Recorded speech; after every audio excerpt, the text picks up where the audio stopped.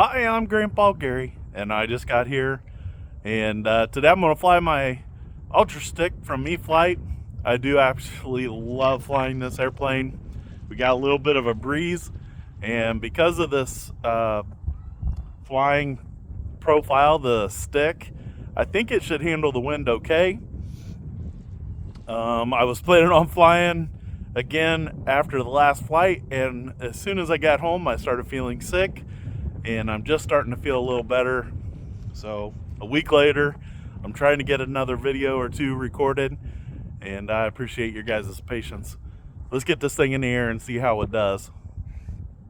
All right, at this location, I have a ton of trees to my back, and there's a row across the field from me, so either got to stay past them like the lamp posts, or above them, or in close and do paths right here close to me.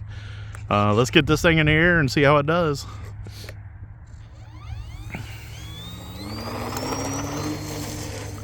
Oh, those leaves didn't want to let it get in the air. Let's stay above those trees. You can see the wind blowing it around just a little bit, but I think it's going to do okay.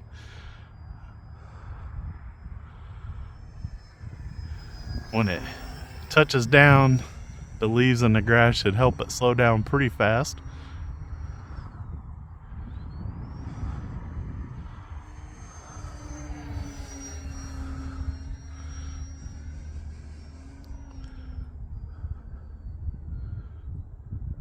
Try not to let it work its way out there towards those trees too much. I am flying on a 3S 2200 battery. It's a fairly new battery that I picked up. I think it's Turnigy brand, one of those El Cheapo batteries, but new, so it should do okay. I can't remember if this airplane's capable of functioning on the 4S, but 3S is plenty of power for this light balsa build. Of course, it comes in the bind and fly version, but because they build it out of balsa, it's super light.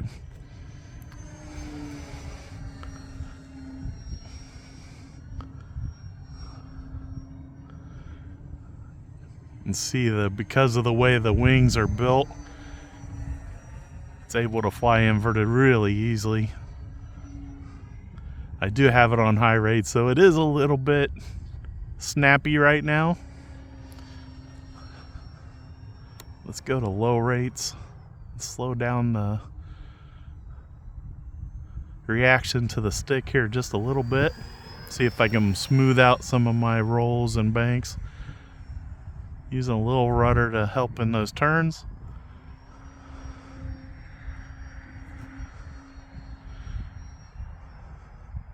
It's looking a little better, but I think maybe it's the wind is blowing it around more than anything. It's actually making me a little bit worried to fly it in low rates, because I'm worried that I won't be able to get the reaction that I need out of the control surfaces. As you can see, I am flying, actually I'm flying a little bit past and above the trees, just to make sure.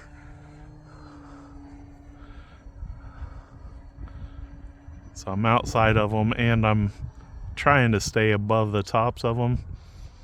Every year those trees get a little bit taller. I used to fly here many years ago. This is where I grew up.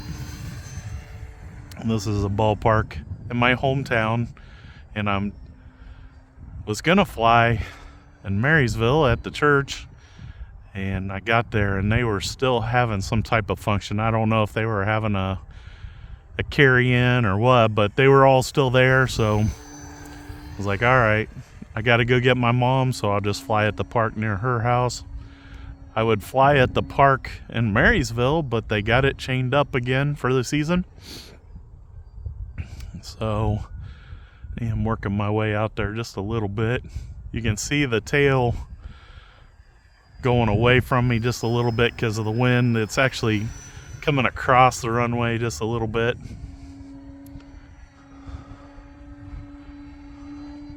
trying to get that knife edge a little bit. It didn't really want to do it. I was fighting it most of the way there. But I think my landing approach is going to be something like this. I'm just setting it down here as close to me as possible.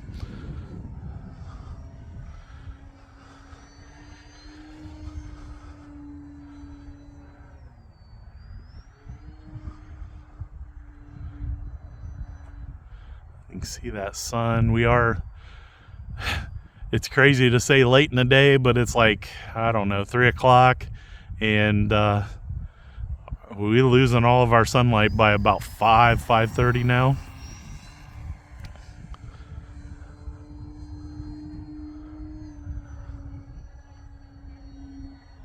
So I'm getting, I think, an ESC warning.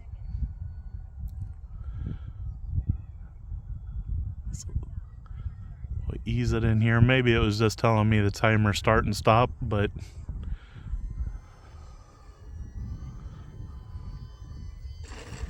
not too bad. And it didn't rake the wheels as hard as I thought it would.